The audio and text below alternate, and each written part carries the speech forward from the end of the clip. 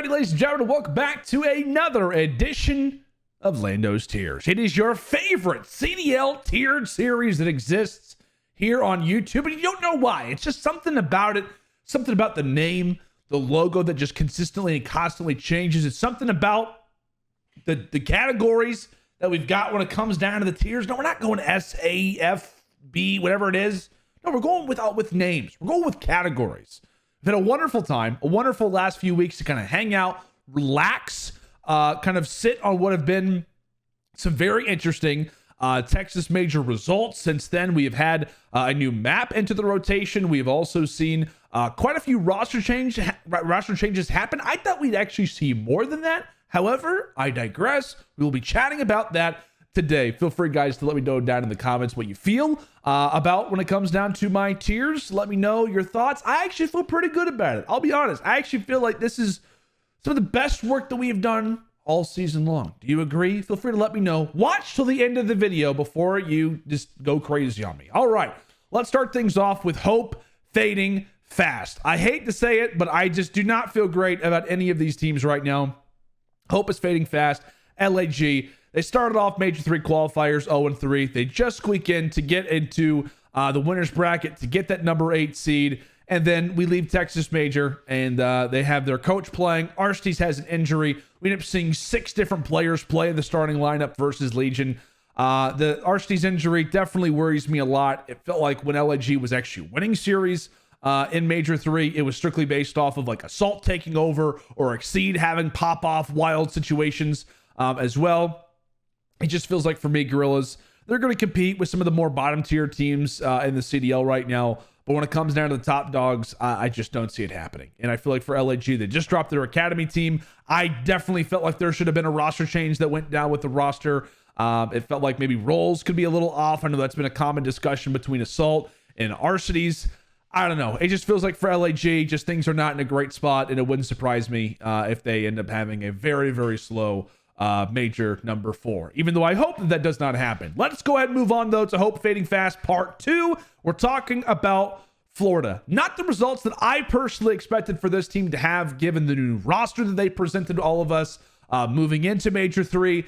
They were trying to improve in hardpoint, yet stay solid in S&D. And what ended up happening is that they got a little bit better in hardpoint, or just better at hardpoint. And then S&D has taken a huge downward spiral. And I feel like that was what made this team unique. That is what gave this team such a wonderful opportunity to surprise, to make some runs at tournaments, is to be solid in search. Now that that's gone, it feels like on occasion they're winning a hard point, and given the right control map, given the right day of the week, they can beat you in that mode. But it just feels like the excitement, the hype around Florida has started to dissipate. Even though I feel like as a 4-man lineup, this team should be doing much better than this.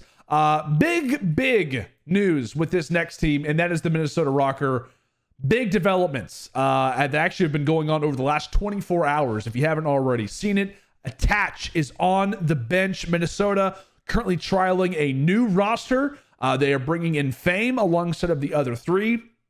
Not sure how I feel about this. I'll be honest. I feel like Attach, who has been their star player, been the guy that they have been building around for the past few seasons, for him to be the first one to go, honestly, to me, is probably based off of a team decision. I think there was definitely some comfortability problems when it comes down to the team. Attach has said that. I've heard Cammy discuss that multiple times. We're definitely going to see a role situation go down where I believe Cammy's now going to be running the main. We'll see what happens with Fame and Bance when it comes down to their roles, to be more specific. But I don't know. Like for ROKKR, you do have to consider this, right? They did look horrible in Major 3, so you cannot have them higher than this tier. There's no question about that in my eyes. They go 0-6 in series. They go 0-8 in search destroy. They have still lost their last 11 search destroys in a row. And they're still trialing teams. Like, this isn't even their for sure lineup yet.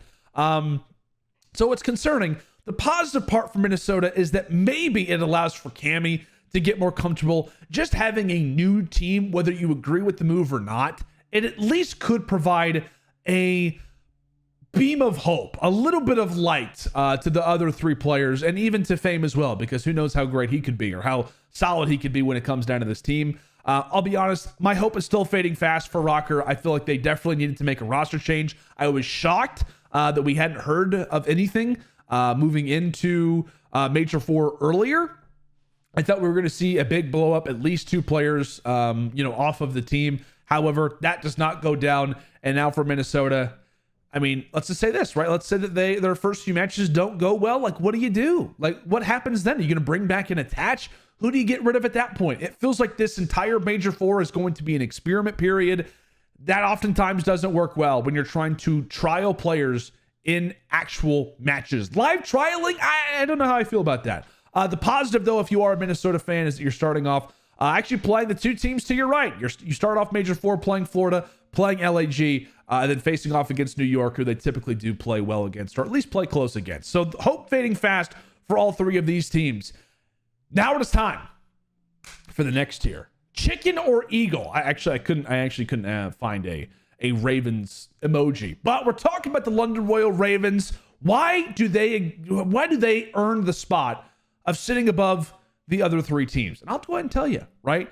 Did they finish last at Major 3? Yes, they did. So how do I have them above the other 3 teams? It's because we saw promising moments and roster improvements. There was no question that Ravens expressed some solid moments throughout Major 3 and then also just improved their roster.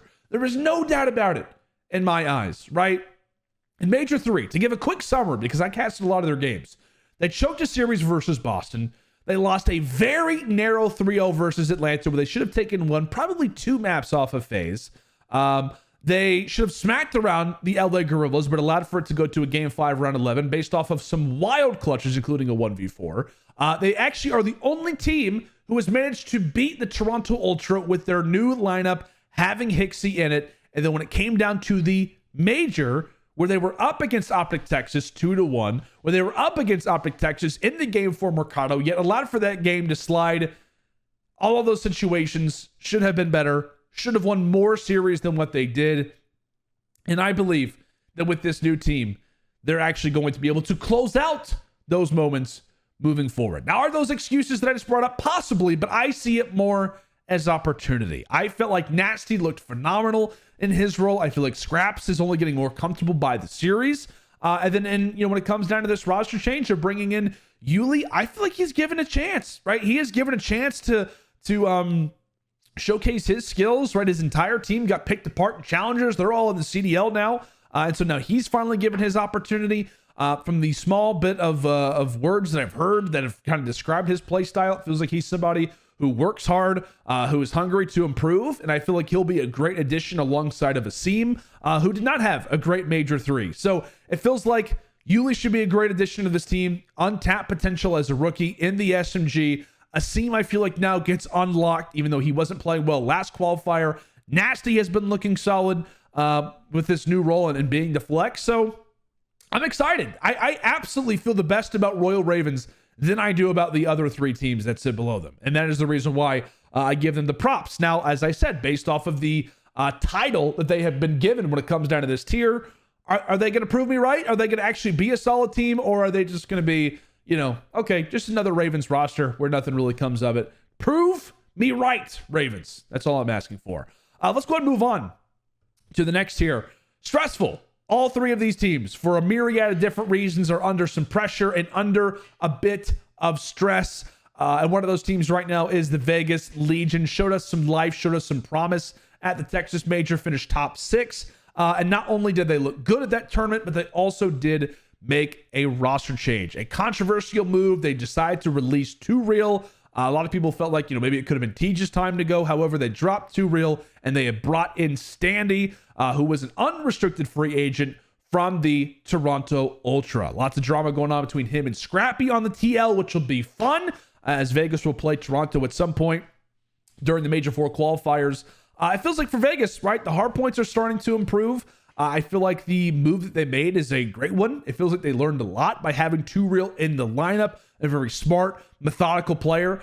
Gave a lot to this team in his short stint with them in Major 3. And so by bringing in Stanley to the lineup, it feels like they're going to have more consistent slang when it comes down to the respawns. They've been looking, like I said, better in hardpoint. Search Destroy has been solid. It's been good all throughout the season. So if they can at least remain consistent in Search, get better as the days go on in Hardpoint and maybe just be a tad better in Control, they're going to be a good team. Like I said, top 6. That's pretty impressive from the Vegas Legion. So eager to see what this team can do. But as we talked about it, they are in the 9th spot trying to catch ROKKR. This is an excellent opportunity for Vegas to do it. So a recent roster change, a controversial one at that. This is their time to catch Minnesota. If they don't catch them in Major 4, they may not be able to catch them at all. Big moment right now for the Vegas Legion. Another team that is in a very stressful spot is the New York Subliners. It is a very stressful time if you are an NYSL fan. Post Major 1, what have you done? Top 8, top 12. You finished 3-2 in both of the online qualifiers, but you can't translate things to LAN. It is another major where they look slow in S&D and are losing close respawns. And the problem for New York right now is that if they continue to have slow LAN performances, let's say that online they finish 2-3, or maybe things go wrong, 1-4, whatever it could be. Let's just say that things remain the same, if not look slightly worse for NYSL. They very well could go from, I believe they're in like the 4th or 5th seed right now. Let me confirm that. I want to make sure that this is exactly accurate, because New York could drop basically into the 7th seed, and right now they sit as the number 4 seed. So they've got Boston, Seattle, LA Thieves, and I don't know if I said Seattle. They have Thieves, Boston, and Seattle right below them. All 3 of those teams absolutely could catch them in just one qualifier, if not just one major. So it is some scary times if you are a New York fan. It just feels like for them, they need some life. They've got one of the best players in the game with Hydra. It feels like at times they have, explosive, unbelievable potential when it comes down to this roster, but it kind of feels like they're starting to get into the form that we expected at the start of the season, when they shocked us all and we said leadership. We talked about this, we talked about that. Can this team actually be solid? They were, and now they're starting to fall by the wayside when it comes down to majors. Another team where it is stressful, because honestly, if you're a fan of this team, you are constantly feeling good, feeling horrible. I don't even know how to describe how Seattle Surge fans are feeling right now, except for one, which is stressful. Major 3 perfectly describes to me what Surge is. They are one gunfight away from winning tournaments and one gunfight away from going out last place. That's the way that it feels right now for Surge. So people are having a hard time. Being like, where do we put Seattle? Like, do they belong in the tier above this? Do they be in the tier below this? No. We know Seattle Surge is either top 3 or top 12. That's it. That is all that Seattle Surge is. So what you have to do is just put them in the middle, right? What is their average? Just put them in the middle. That's all you got to do. I'm just telling you right now. That's all you have to do. Put Seattle in the dead center of your tier list, and you're right. That's all you have to do. Like I said, they're one round away, one hip fire kill away from beating Atlanta FaZe in that Game 5, Round 11, and facing off against Toronto in the winners finals, which, who knows, right? Toronto was very ready to play against Atlanta FaZe. Would they have been as ready to face off against Seattle Surge? I don't know. Many could argue that they should be higher, but as I said, I disagree. I think this is exactly where Seattle Surge should be right now. We know the explosive potential that this team has. We also know what's the opposite of potential? I don't know. Just what's the word I'm looking for here? Just the inconsistency, I guess, that this team can also provide us with. We were very excited about their Search Destroy throughout the Major 3 qualifiers, understandably so. And all the people who were like, no, they should be higher. But wait, how did they finish in Search Destroy when it came down to Major 3? That's right. They went 1-4. S&D just looked pretty bad, honestly. It did not look great when it came down to the Texas Major. So this to me is exactly where Seattle belongs. It's a stressful time because it's like, okay, we're either finishing top 3 or top 12. Now we just finished top 6. So are we going to go back to last place finishes, or are we going to go to the top? It is always very fun and very interesting to see where Seattle is placing when it comes down to these majors. Let us move on to On the Verge. On the verge of moving up, maybe on the verge of moving down. All of these teams have shown me something special recently, or at least something at some point in their roster's history. And speaking of history, this team has got a lot of it. We're talking about the LA Thieves. Another team where a lot of people are confused on where to put them, as their placements at 2 out of the 3 tournaments this year have not been great, have not been good at all. But I believe this is exactly where this team should be. If it was any other team outside of like FaZe or Thieves, you would definitely drop them lower. But we know the Thieves, right? We know this team. We know that they are the defending world champions. We have seen them go through much worse than this and quickly turn the game around, turn the issues around. So you have to give them the nod. You have to give them the, the awareness of the roster that they are, the talent that they possess. They made that unreal run at Major 2 through the lower bracket. That is this team, right? That is the LA Thieves, not a top 8 finish, not a team that should be choking the biggest hardpoint leads in hardpoint history and Call of Duty history. A team that also who loses a round 11 search destroy, who goes into a game 4 hardpoint and also loses by 20 points. Like I said, they win that. They finish top 6. Then they face off against Boston, who they always beat or at least play close. And then that would have been for top 4. If they don't choke the biggest hardpoint lead in history, we're talking about how this team finished middle of the pack. And everybody's having them right here. To me, it's easy on where to put this team. I definitely agree. The placements are not great. This is definitely not where this team should be. But I do feel like the issues for the Thieves are pretty understandable. Like, quit throwing away rounds in search destroy. Draza did not look like Draza at this qualifier. A lot of people were talking about he's been playing too much ranked or whatever it is. I don't know. But for the LA Thieves, this is always a team who I think has the ability to be solid. Just 1 month ago, we were talking about how they were the undisputed number 2 team in the league. I don't think a month goes by when we're talking about the world champions, a team of 4 players who have been through thick and thin for over a year now, and we're like, nope, they're out of it. They're going to the bottom tier. Like, we're not going to do that. LA Thieves deserve more respect than that. Let's go ahead and jump into another team on the verge, Boston Breach. Not sure if there was a team, honestly, that I am more intrigued by to see in Major 4 than Boston. That is right. Moments of greatness with Beans in the lineup. They beat LA Thieves for the first time. They also won their first game 5 this season with Beans in the lineup. And they also, at the most recent major, saw their best placement in franchise history since Major 2 last year. That was a top 3. At this tournament, they finished top 4. So excellent stuff coming in from the Boston Breach. I don't know, like, I'm pretty high on this team right now. I feel like in the short span of time that they've been able to play with each other, they've had really no history with one another, at least in Beans with the other 3 players. They've looked solid. Like I said, they continue to check off, different things that they have never done before, whether in franchise history, so far throughout the season. At Major 3, they started off great. 3-0 Optic Texas. They managed to take Toronto Ultra to a game 5, which was impressive. They 3-0'd the Legion and then later did lose in that rematch versus Optic Texas, where I did feel like nerves was definitely part of the issue. But it just feels like for me, if Beans continues to get better, we saw, the ability for him when it came down to dropping 17 kills or whatever it was versus Optic on that Ellis Hilo search destroy. The guy's got it, like he does. Beans looks unbelievable. I feel like definitely for him, consistency is something that he's going to try to work on moving into Major number 4, but it just feels like Big Wake is always going to be there. I feel like Vivid and Nero are starting to, even reach better levels than they have been previously so far throughout the season. And this is also one team in the league who realistically has the chance of being solid in all 3 modes. With a recent change up, I know they were, big fans of Fortress Control lately. That's obviously going to hurt a bit now that it's no longer in the rotation. So we'll see how they do with Expo, as well as every other team in the league. But overall, I think right now for Breach, at times they look unbelievable in Hardpoint. I think with Beans now on the team, they should be getting better at Search Destroy by the series. And then in Control, I think they also have a chance of being very good in that mode as well. For Boston, like I said, one of a few teams in the league who have a chance of actually winning consistently all 3 modes. They should only get better moving into Major number 4. Let's go and talk about our last team of On the Verge, and that is Optic Texas.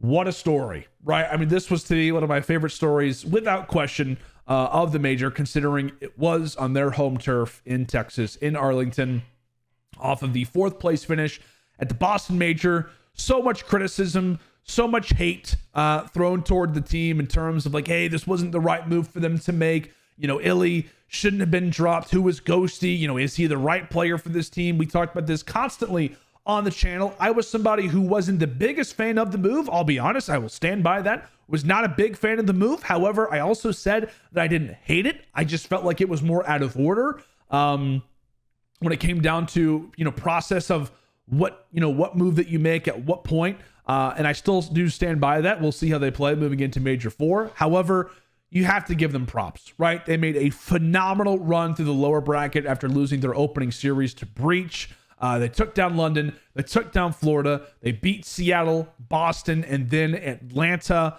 A record-breaking series when it came down to viewership. Jay and I had the pleasure of casting over that one. If you have not done so already, make sure to actually check it out here on the YouTube. I uploaded a caster POV of Study and I's facial reactions, just how we our faces during that series. So make sure to check that out if you have not done so already. And then when it comes down to finals, right, where they're facing off against Toronto, one situation. It's the Game 5 Hotel Search Destroy. Optic is up. It is a 1v1 Ghosty versus Hixie over at the kitchen in Hotel. Hixie wins it. It's a situation where I think 9 times out of 10, Ghosty, if he can go back, he plays it differently. If they win that, we're definitely going to, at least in my opinion, we're going to a Game 7. I think Toronto always wins the Game 6 El Asilo, just in my eyes, based off of how great they are at that map. Regardless, though, Optic has a chance of winning the entire tournament there and then at least going to a Game 7, and who knows what happens at that point. But still, you're one situation away where, you could have won the entire thing, in my opinion. Only reason, like I said, whether or not higher, is just to me based off of sample size. I mean, there were moments where throughout Major 3, they looked very, very sloppy. They definitely caught some momentum. They caught the crowd. They caught the wave.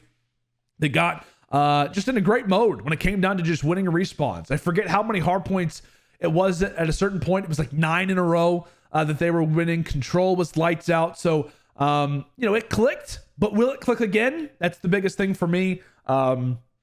Hardpoint to me is undoubtedly their biggest strength. It also has the chance to be their biggest weakness if they're losing it. That to me was also a worrisome part in the finals, is when they faced off against Toronto. They played that opening Hotel hardpoint. Both teams loved that Hotel HP.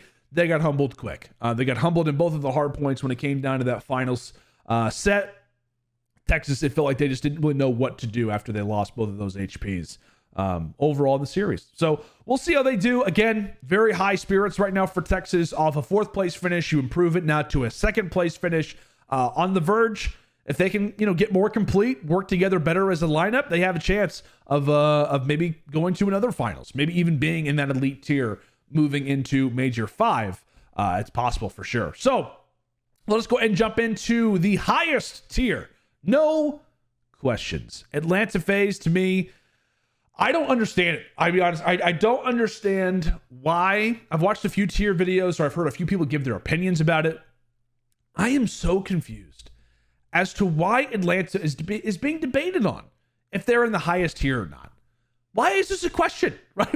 Why is this a question? If you're making a tier list strictly off of Major number 3, absolutely, they don't deserve to be in the highest tier. Why? Because they finished 3rd, right? That makes sense. But if you're doing an actual tier list based off the season with some recency included in it, there is no way you were putting Atlanta FaZe lower than the highest one, right? They are the most consistent team of this season. They are the most consistent team in CDL history. The most consistent team last year.